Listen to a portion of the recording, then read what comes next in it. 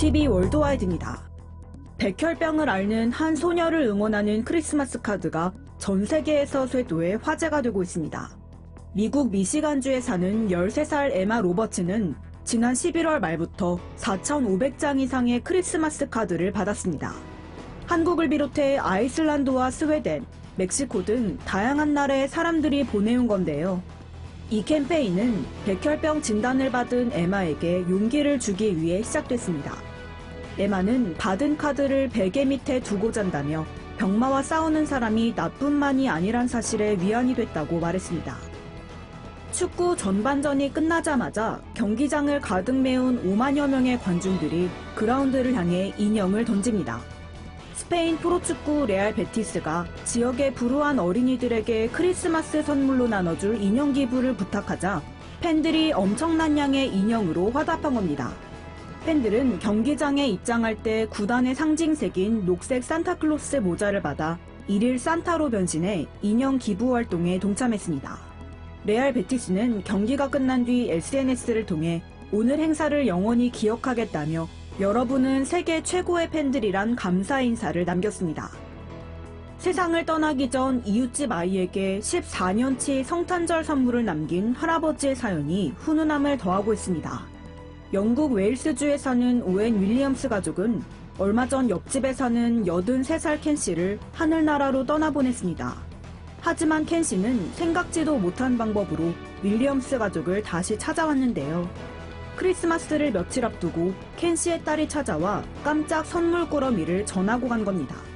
이 선물은 오웬 씨의 2살 딸 캐디가 앞으로 14년 동안 매년 크리스마스 선물을 받을 수 있도록 켄 씨가 몰래 준비한 것이었습니다. 오웬 씨는 너무 가슴이 벅차 아내와 눈물을 참지 못했다며 켄 씨의 바람대로 아이에게 매년 하나씩 선물할 것이라고 말했습니다. 최근 중국 당국이 지하교회 단속에 열을 올린 데 이어 이번엔 중국 곳곳에 크리스마스 금지령이 내려졌습니다. 중국 베이징 인근 도시인 낭팡시 도시관리국은 도시 전역의 상점들이 길거리에 크리스마스 트리를 세우거나 장식 조명을 다는 등 성탄절 기념 행사를 하지 못하도록 지시했습니다. 사회 안정을 해친다는 이유로 공연이나 전도 등 종교 활동을 하는 것도 엄격히 금지했으며 이를 발견하면 즉시 신고하도록 했습니다. 중국은 전 세계에 판매되는 인조 크리스마스 트리의 60%를 수출하고 있지만 이와는 모순적으로 크리스마스를 휴일로 인정하지 않고 있으며 중국 관영 매체들은 성탄절 관련 보도도 일절 내보내지 않고 있습니다.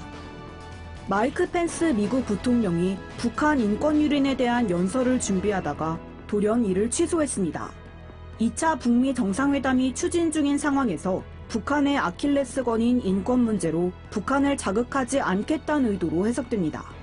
펜스 부통령 측은 다른 스케줄과 겹쳤기 때문이라고 설명했지만 미국 ABC 방송 등은 다른 소식통을 인용해 북한을 화나게 하거나 소외시킬 수 있고 비핵화 대화를 탈선시킬 수 있다는 우려 때문이라고 전했습니다. 이에 인권단체들은 펜스 부통령의 연설 취소가 북한 인권 유린에 대한 압박을 일부 풀어주려는 또 다른 신호가 될까 우려하고 있습니다.